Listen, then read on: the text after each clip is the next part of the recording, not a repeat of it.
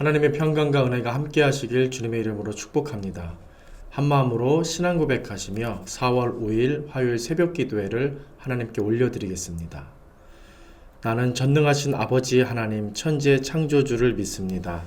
나는 그의 유일하신 아들 우리 주 예수 그리스도를 믿습니다.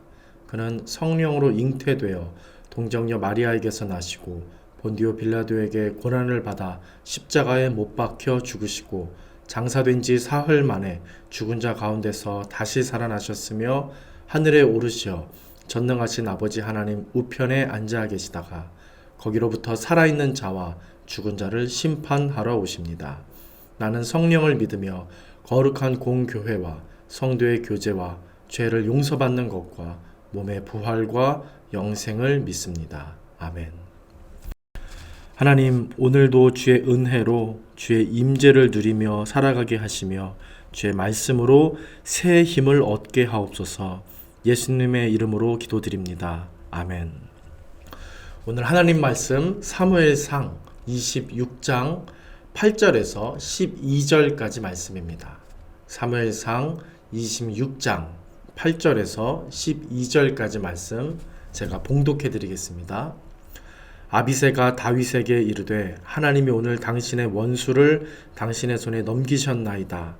그러므로 청하오니 내가 창으로 그를 찔러서 단번에 땅에 꽂게 하소서.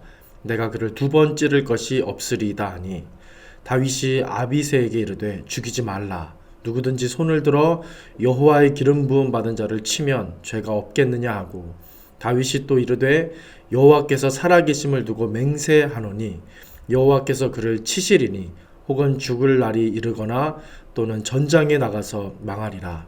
내가 손을 들어 여호와의 기름 부음 받은 자를 치는 것을 여호와께서 금하시나니 너는 그의 머리 곁에 있는 창과 물병만 가지고 가자 하고 다윗이 사울의 머리 곁에서 창과 물병을 가지고 떠나가되 아무도 보거나 눈치채지 못하고 깨어있는 사람도 없었으니 이는 여호와께서 그들을 깊이 잠들게 하셨으므로 그들이 다 잠들어 있었기 때문이었더라.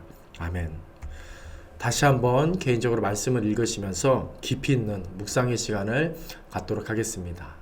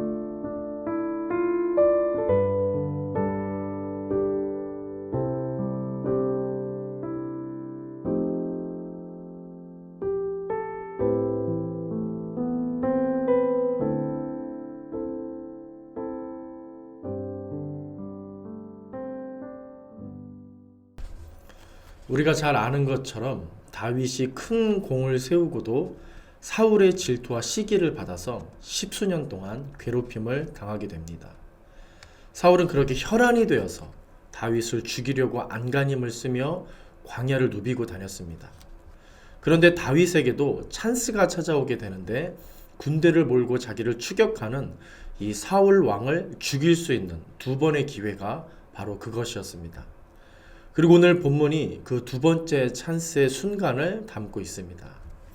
오늘 본문에 보시면 다윗의 친척이면서 충성스러운 부하인 아비새가 이 놀라운 찬스에 대해서 이렇게 말합니다. 8절을 보시면 아비새가 다윗에게 이르되 하나님이 오늘 당신의 원수를 당신의 손에 넘기셨나이다. 그러므로 청하오니 내가 창으로 그를 찔러서 단번에 땅에 꽂게 하소서.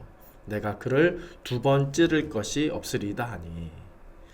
위기의 상황에 이런 충성스러운 부하나 동료가 있다는 것은 무엇보다 큰 재산이 되고 힘이 될 것입니다. 그런데 우리는 아비새의 이 말을 좀 자세히 좀 신중하게 들여다볼 필요가 있습니다.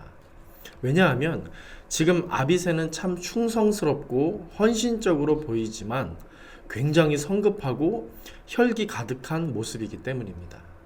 그렇게 되면 오히려 이를 그르치기가 쉽습니다. 충성과 헌신 그리고 열정 이런 것들이 정말 귀하고 정말 중요한 것들이지만 혹여라도 그 방향 감각을 상실하게 된다면 그 중요하고 귀한 것이 오히려 해가 되는 큰 고통의 에너지가 되는 그런 경우를 우리는 만나게 되는 것입니다. 우리 인생과 역사와 세상을 주관하시는 하나님, 이 하나님을 믿는 사람이라면 그 무엇보다 이 방향 감각이 중요합니다. 아까 읽은 아비새의 말을 다시 한번 좀 생각하며 살펴보시기 바랍니다. 아비새는 무엇을 보고 있습니까? 무방비 상태인 사울을 보고 있습니다. 그리고 그의 군사들을 봅니다. 그리고 그런 사울의 상태를 보고 어떻게 단정지어서 말했습니까? 하나님이 오늘 당신의 원수를 당신의 손에 넘기셨다. 내가 그를 찔러서 단번에 죽이겠다. 그렇게 말을 합니다. 눈으로 사울을 보고 하나님의 의중을 성급히 단정지어 말하면서 행동하려고 하는 것입니다. 물론 다급한 상황이고 정말 워낙 힘든 광야 도망자의 삶이라 어느 정도 이해는 될 수 있습니다. 하지만 성경은 하나님을 믿는 사람이라면 육신의 눈으로 보고 세상의 가치로 판단하는 것에 대해서 좀 더 신중하고 조심해야 된다고 우리에게 당부하고 있음을 이어지는 다윗의 대답에서 확인할 수 있습니다. 9절에서 11절을 보시면 이렇게 말씀이 나옵니다. 다윗이 아비새에게 이르되 죽이지 말라. 누구든지 손을 들어 여호와의 기름 부음 받은 자를 치면 죄가 없겠느냐 하고 다윗이 또 이르되 여호와께서 살아계심을 두고 맹세하노니 여호와께서 그를 치시리니 혹은 죽을 날이 이르거나 또는 전쟁에 나가서 망하리라. 내가 손을 들어 여호와의 기름 부음 받은 자를 치는 것을 여호와께서 금하시나니 너는 그의 머리 곁에 있는 창과 물병만 가지고 가자 하고 그렇게 말씀합니다.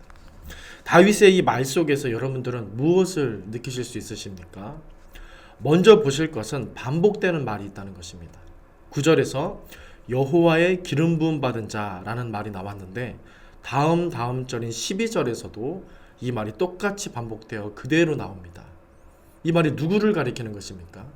여호와의 기름 부음 받은 자, 바로 사울입니다. 아비새의 눈에는 이 사울이 어떻게 보였습니까? 원수로 보였습니다. 뿐만 아니라 두 번도 아니고 단번에 찔러 죽일 수 있는 별거 아닌 적수, 그야말로 원수로 보였습니다. 그런데 다윗의 눈에는 이 사울이 어떻게 보인 것입니까? 하나님의 기름 부음을 받은 자, 하나님의 기름 부음을 받은 자로 이 사울이 다윗의 눈에는 보였던 것입니다. 이것이 다윗과 아비새의 엄청난 차이입니다. 다윗의 눈에는 사울을 볼 때 그를 왕으로 세우시고 온 이스라엘과 열방을 다스리시며 그 역사를 주관하시는 하나님, 이 하나님이 보였던 것입니다.